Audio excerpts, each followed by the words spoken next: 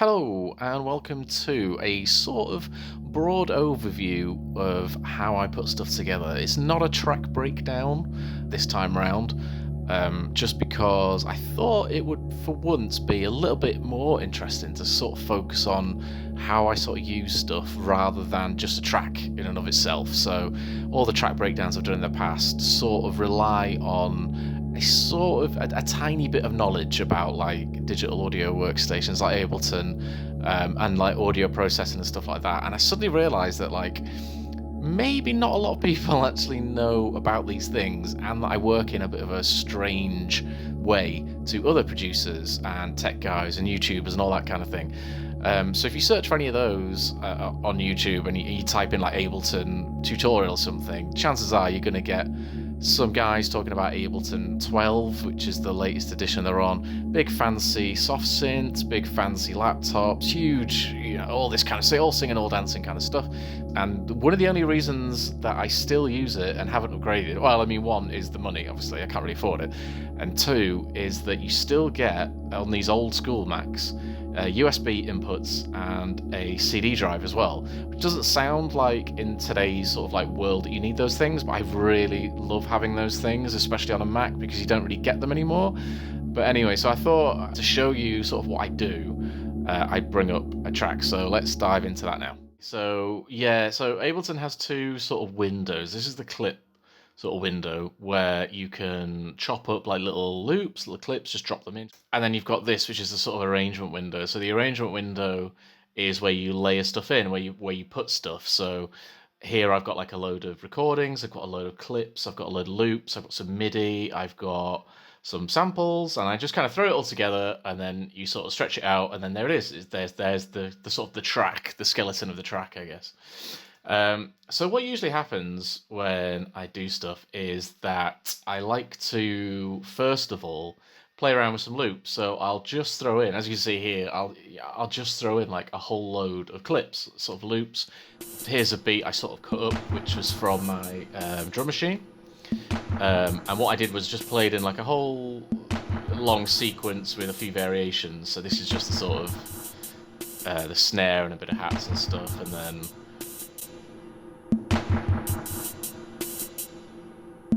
a little bit more.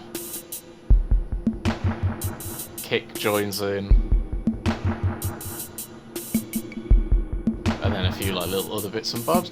So I'll sort of cut that up into a nice sort of 4/4 rhythm. And the great thing about Ableton, obviously, you can like quantize it, so you can get it all nicely timed. Because obviously, when you're recording hardware into a computer, tends to sort of get lost in translation a little bit. So things will go out of time, they won't stay in time. It'll just get really, really annoying. So it's great that it's sort of like, whips it into shape for you, so you can actually like loop these things. And then obviously sort of, no matter what BPM you've got it at, it does it in time. So you can switch between different clips and it'll keep it all in time. So again, it's great for playing live because you don't have to stop, or listen for the beat like you're a DJ or something like that. It's a lot more intuitive than other stuff that I've used in the past. So here we've got I've added some hats, just some like a bit of MIDI. So I just found a nice little 808 hat sample, and then that just sort of rolls over the kick. So both together.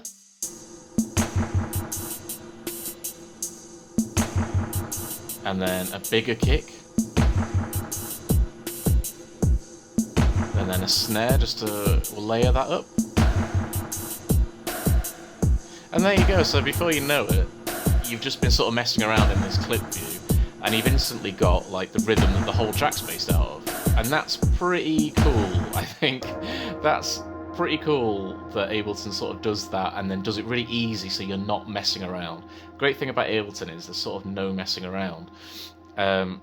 What I sort of used to use, like way back in the day, I'm talking EP1, EP2, pre-Satan stuff, was I used to use two bits of kit. One was Propellerhead's Reason, and one was Steinberg's Cubase. Cubase is still going. It's a similar sort of thing to Ableton in that it has this like sort of arrangement window like this, and you can add fancy effects and soft synth and all that kind of thing. And then Reason was more like a sort of mini sampler thing that had endless possibilities. You can patch stuff in around the back for some reason. I don't know why they let that as a thing, because it just meant that if one patch lead was missing, you'd messed up your entire track. It was really frustrating, and I used to use those two things in tandem uh, until I upgraded this Cubase from Cubase VST5, which is sort of the OG Cubase, to Cubase SX3. And I didn't really like it, to be honest. I thought SX3 was a bit like, it took a while to get used to, and I didn't particularly like it that much. So when it came to sort of like ditching those two ways of working, I randomly found Ableton, and just from the first like sort of couple of days of using it, I found it really difficult. It's really hard to learn Ableton, but once you sort of figure it out, like anything, it sort of becomes really super intuitive. And in the end, I loved it. Like, no idea how I lived without it. Most tracks that I make are sort of built this way, so I'll just be messing around. So here, we've got like a little pad that I was sort of using, that I'd sort of made. So it's just 3 notes, but again, it's like a loop. You can sort of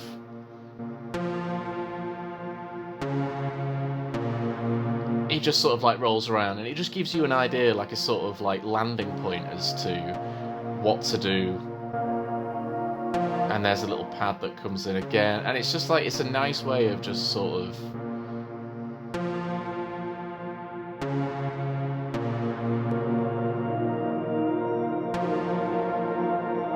you'll just sort of be like playing around with these things, and then you'll think, okay, great, like that sound cool. You start to get an idea in your head of what it is that's going to work well with each other, and what is going to go where. So you think, okay, that sounds really nice. So then you'll start to have ideas in your head about like where you want stuff to go. So there's a nice little guitar bit there. I've panned quite nicely. There you go.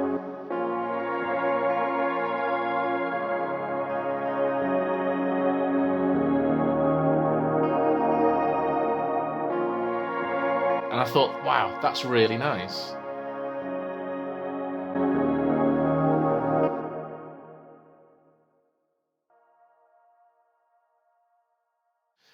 I've got all these samples sort of like layered in, and little different synth parts, little odds and sods, that kind of thing. I think that's the guitar there. Let's all look together. Yeah, so it's this real nice, like,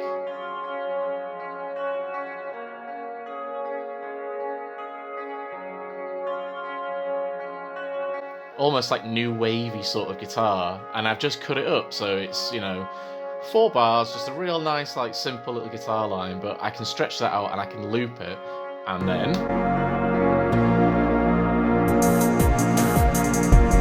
with everything else,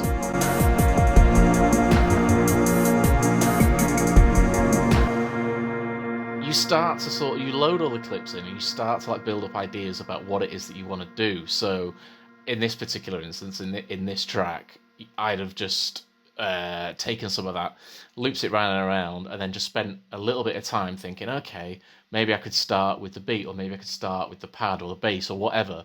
And you sort of like build up a bit of an idea. This track's quite strange actually, because it has it's basically split in 2. So there's the guitar sort of a bit there, a little mini breakdown, and there's the outro bit, which is this. So it's got a slightly different bass line, it's got like some more rhythmic elements, a few more samples, a different guitar.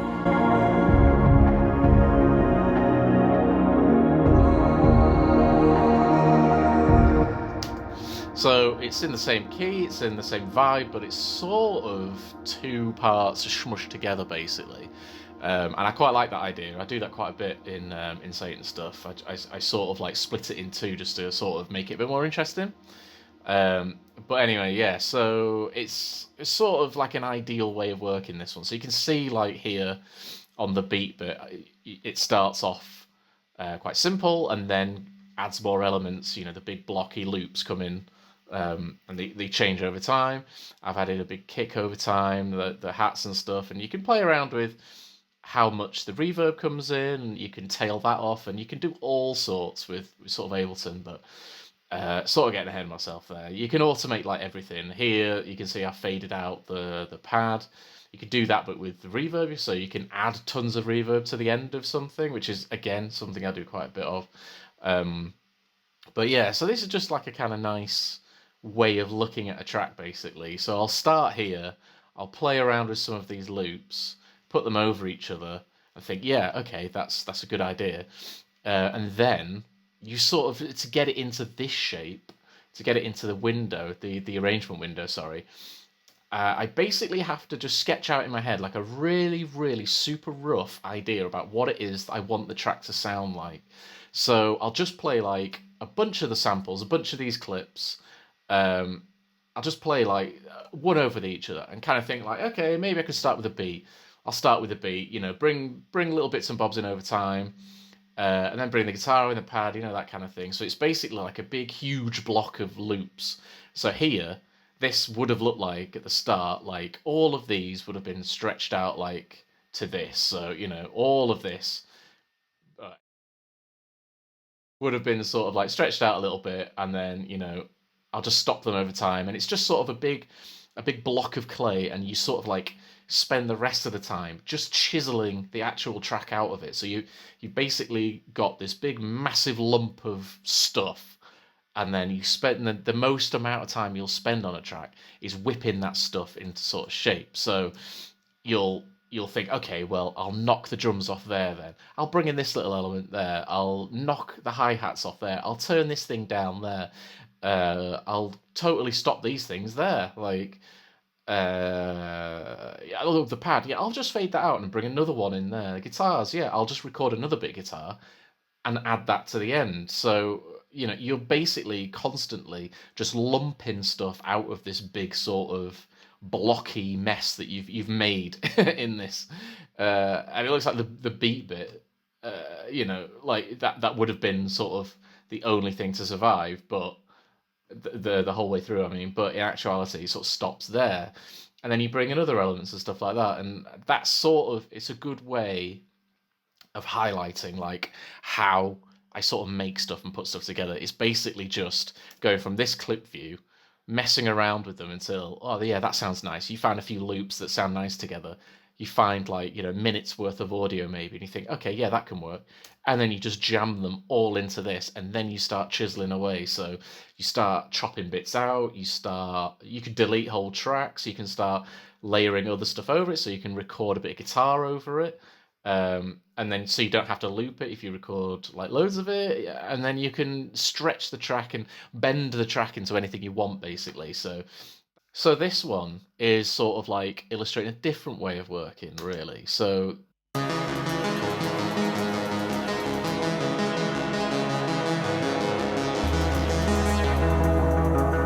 as you can see, there's not much in the way of I mean, there's not much in the way of anything, really. It's basically just 8 tracks.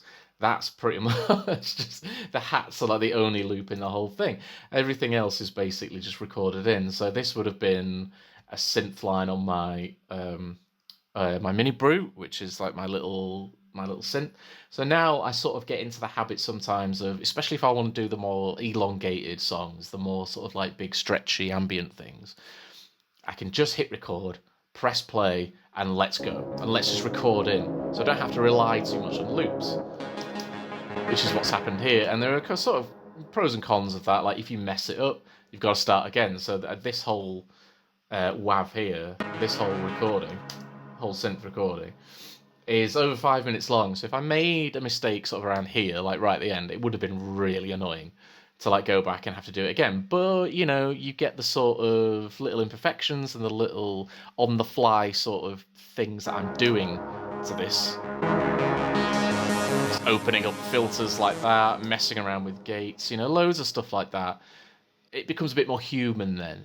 You don't have to rely on loops. Things are changing on the fly as I feel like it. So it's a bit more of a sort of human element to it, I guess. And then this is some guitar loops, I think. Yes, there we go. So again, this is me sort of messing with delay pedals and reverb pedals, bringing loops in, taking them out, making it, changing it as it goes. So again, this is about 5 minutes long as well. So again, if I mess up, it's on me. I've got to go back and do another 5-minute recording. But on this particular thing. It worked really nicely. So it's just a matter of like bringing out the sort of like the non-linear sort of stuff. So I could have just looped a bit and then whacked it all in like I did in the other track, and then just automated, you know, bits and bobs of that, and it, you know, you might have gotten the same sort of outcome, but it's a bit more fun doing it this way as well.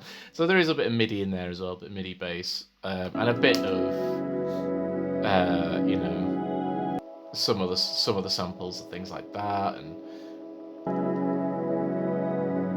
but it just sometimes like you just quite fancy the idea. There's some like guitar strums, I think, as well. So you just kind of get, you know, like back in the day, I used to get like hung up on like hard drive space, and I used to think, well, I can't really afford to record 5 minutes of guitar. I'll just record like 2 minutes of it and then loop it. Whereas now I'm just sort of like, don't be stupid. Like, you can record 5 minutes of guitar. It's fine. Like, you're not gonna, you know, you can move stuff onto hard drives and stuff like that. Back in the day, I didn't really have that sort of hard drive space, but now you can move stuff once you finished it, keep it on a hard drive, because chances are you'll probably never go back to it anyway. So, and I'm getting a bit more used to sort of doing that on, especially on these long ambient sort of tracks. It is a bit more fun. There you go. So just let that roll. Just keep that going. And like mess around with it in real time, mess around with the filtering, everything like that. It's a bit more fun. It's a bit more tactile. You know, you get your hands dirty a little bit. It's cool. So yeah, so those are the basic sort of two ways that I sort of work with Ableton and make tracks like that. So it's a mixture of sort of like a lot of loop heavy stuff in the clip arrangement, and then sort of just letting stuff fly in, you know, the sort of in the arrangement window. You know, you just press record, away you go, see what happens. It's obviously very old. There's not a lot you can do with it. If you loaded up Ableton 12 now, there'd be so much you can do with that thing. And I'm on 7, and there's not a lot you can do with it, because obviously all the stuff they're bringing out now isn't made for 20-year-old MacBooks. It's, you know, you need all singing, all dancing kind of stuff. So I'm still fairly limited with what I can do here. But I just know that I know Ableton 7. I know all of its quirks. I know how to use it. I know my way around it. And it would be nice to have a big all singing, all dancing studio, but me personally, that's not sort of the way I want to work. I want to sort of like work on something where I know what's going to happen. I know I can do it really quickly and really easily, and I can just make shit happen. And Ableton is fucking great for that. It's really, really good that you can just come in, it sort of knows what you want to do, you play around with it, and then bam, away you go. It's fine, it's brilliant. Obviously, if you're looking to get into recording or making stuff or being a producer, by all means go for Ableton 12. Do what I did way back in the day, get yourself a laptop, get yourself the latest Ableton, just go hog wild. Nothing wrong with that whatsoever. But for me, I just love sort of using this really, really old school, very, very limited sort of setup, just because I know how to use it like deep down, and I've never really felt the need to sort of want to upgrade it really. So yeah, but yeah, that's me. So yeah, thanks for watching.